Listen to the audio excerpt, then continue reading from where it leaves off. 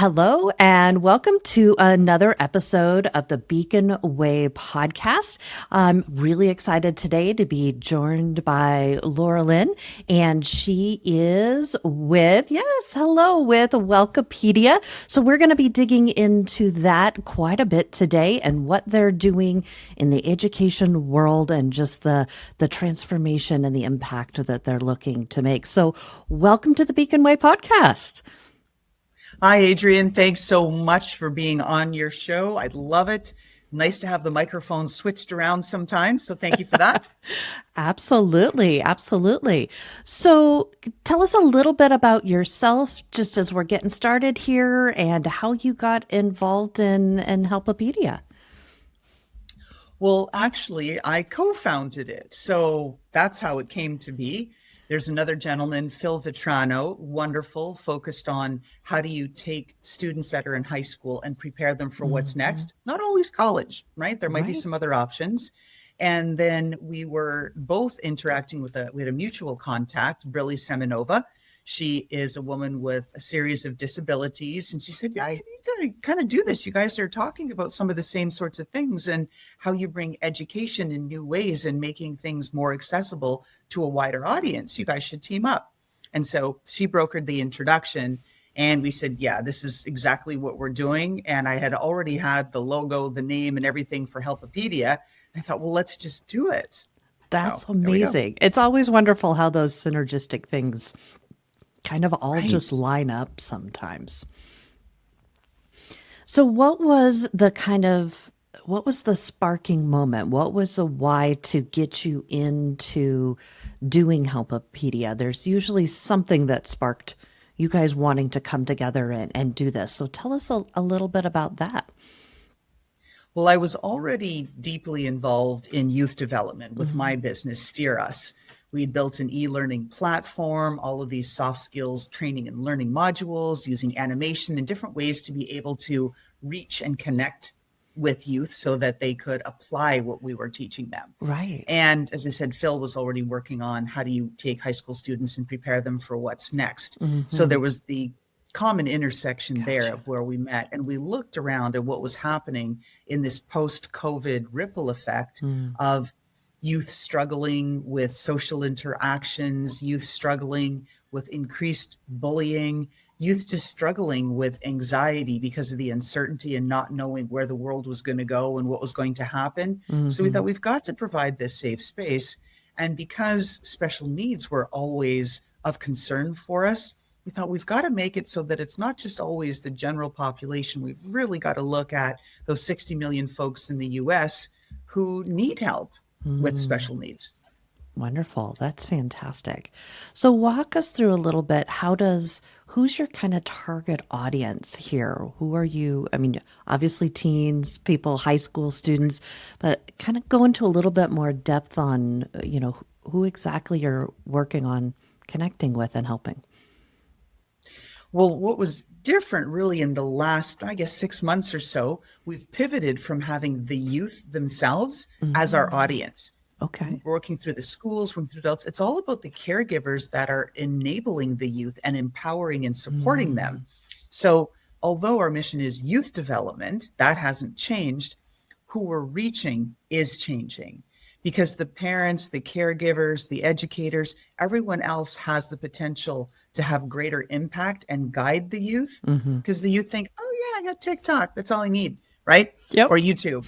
And so we wanted to be able to better empower the folks that are surrounding those with either the special needs or with the teenage angst and anxiety that we are commonly seeing in the universe today. That makes sense. So what kind of got you to pivot? I think that's a fascinating thing in business and whatnot.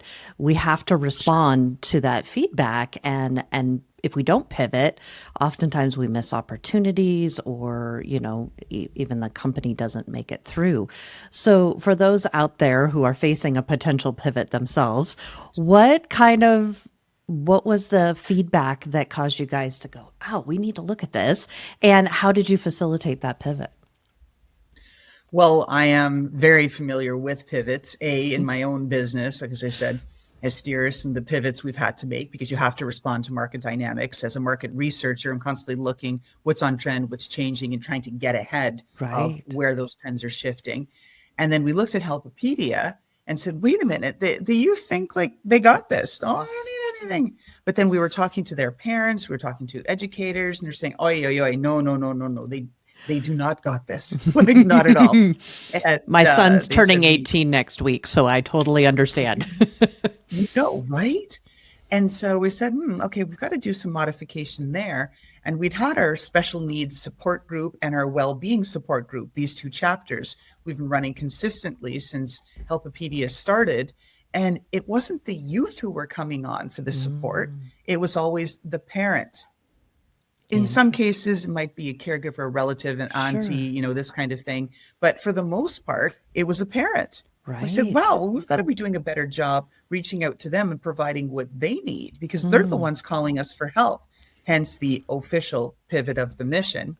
And the items in that we're rolling out are much more geared towards the parent and how the parent uses our educational materials, our resource directory, and guides the person in their care to move them down the path. That's the difference. That's amazing. Yes, because I know as a parent myself, my son's not wanting to go through the traditional college system. He wants to be a luthier, who's somebody who repairs and maintains stringed instruments, because he's a big fan of the music industry. And we're actually really proud of him that he came up with a career path within the field he loves that's not necessarily being the next Kurt Cobain. So, which is one of his big fans his big mentors in music. So how do parents leverage these tools to help their teens or college age people navigate, like you said, the unique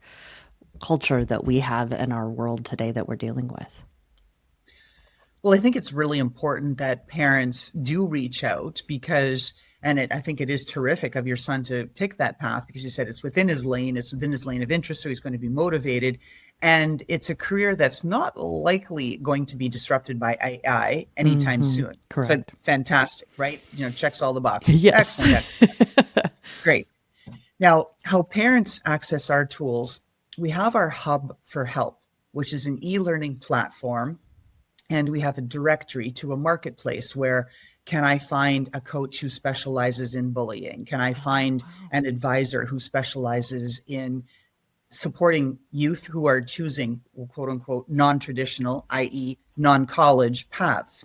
And so there's all different kinds of folks. There's courses and content on that where they can learn about, these are some of the things that I need to do on how to engage my teen, how to build communication, how to strengthen those bonds so that the teen feels comfortable having the conversation. So there's a lot of that sort of softer stuff. And in the directory, people can look and go find, especially for somebody with special needs, not only on what is the career trajectory, but hey, my special needs youth maybe now is aging out of some of the services. Who can they go to? Wow. Even from a dentist, right? Pediatric dentistry ends by 18. Now I still have a special needs youth who is cognitively or maybe physically at the level of a young child, an infant, or even a toddler. Where do I go? What do I do? How do I get them support? How do I find the daycare services? How do I find things that are going to provide that stimulation and growth that my now adult child needs? Right. Well, that's amazing. I know that we work a lot within the behavioral health industry. So we work increasingly with people that are doing ABA therapy for autism and things like that. And that is a constant, is parents don't know where to go to get the resources, and it's exhausting. I mean, you could sit there asking AI over and over and over again to try to narrow it down. So I love the resources that you're pulling together for parents. I think that's a really powerful thing. And it's essential because there's so many shifts within our government. Again, not getting political. We're not going down that path. No. But there's constantly things shifting. And you know this. Like I said, you're in the behavioral health space, and what you do in the communications work that you do. And it's all about, well, how do you respond and get ahead of the change? Because you can't be reliant on your disability benefits. You can't be Mm-hmm. reliant on those resources that existed that were sponsored either at the federal or at the state level, because funding has changed and Mm-hmm. it's shifted dramatically in the last year under the new administration. Yep. So where you used to go before may not necessarily be available to you anymore, Mm-hmm. but the service and support is still needed. So what do you do? So we're trying Right. to help people find those resources and make it easier. Not everybody's comfortable with using a generative AI tool. Right. Even people, if you're searching Google or you're searching some of the federal or state directories, you just get this long list of stuff. Oh Well, man, do they yeah. take Medicare? I don't know. Do they Right. handle an adult child who Mm-hmm. still has some special need? So all of these things, and Right. we don't have it all baked by any means. We are on that path. We are constantly fundraising and trying to build it and expand it, but we've taken a chip out of it, and that's the path we're doing. Yeah, I think that's wonderful.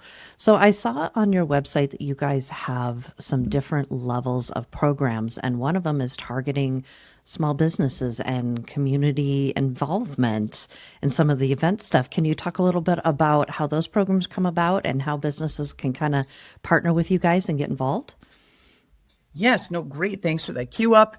So the small business community, because it is all about community. Our 100%. program really started as it takes a village.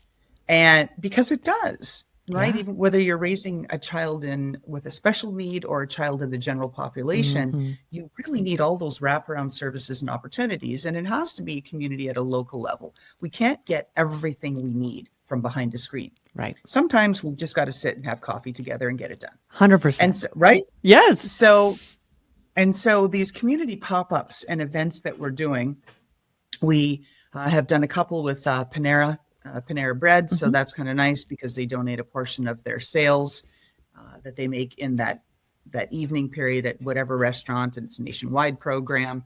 And they donate it once you're approved as a nonprofit to be able to collect the funds. And then we've done the community pop-ups in different areas. So some fitness centers, some cafes. And we said, okay, so we might, or we might not, have some live music. We'll have some student interns. We'll have some local businesses. We'll have parents talk about like, hey, my career is XYZ. This is the kind of thing I do. Let me tell you what it's like. This is what you can think about. Here, can I expand my network? Can I make it available to you? And so it's all about everybody leaning in and leaning on each other so that we can help the youth and the parents of those youth who came to the community event. That's amazing. That's very cool. So a business would be able to essentially sponsor and have a community connected event kind of done for them, essentially, if they That's would right. work with you. That's exactly it. In a nutshell, we'll bring the pop-up. Hey, you've got the facility because we're a virtual organization. Right. But if you have your bank, we've done a few things at a couple of different banks as well, some of the local banks, and said, okay, let's bring people in for the event. We'll attract the people. Maybe you can provide some sodas and some pizza or coffees and Right. bagels, these kinds of Yeah. things. And, we'll bring some folks in. We'll do a little bit of light programming. It's not Hmm. intended to be heavy. It's all about how do we reach out directly and connect with the community members who are participating at the event and just support each other. Like, hey, I'm a local community business down the street. This is what I do. I'm a nail Yeah. salon. I'm at this. I'm at that. Okay, well, what can we do together to try to bring more people into the area and build awareness of the businesses and the folks that are behind the businesses that are at the event?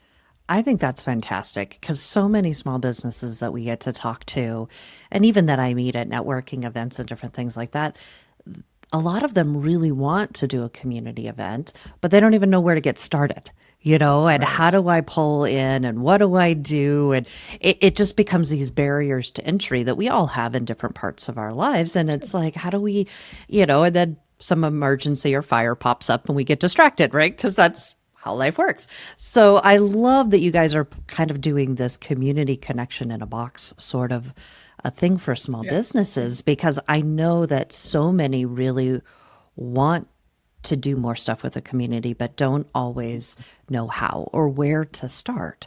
And especially, I have a passion for seeing Main Street thrive even more again, to bring the focus back to Main Street. And,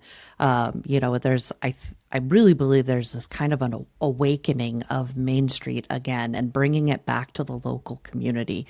So I believe what you're doing is so powerful in that, and that focus on that local community. I really appreciate, especially as a virtual organization who's being able to do stuff all over, to go, yeah, this is important, but so is that local connection and that neighbor to neighbor relationship. Because I think our culture's gotten to a point of almost, I would dare to say, we've exchanged convenience for relationship, and or sure. relationship for convenience. Sorry, I said that backwards. But the idea of like, we don't know where our food comes from. We don't know where the products we buy come from.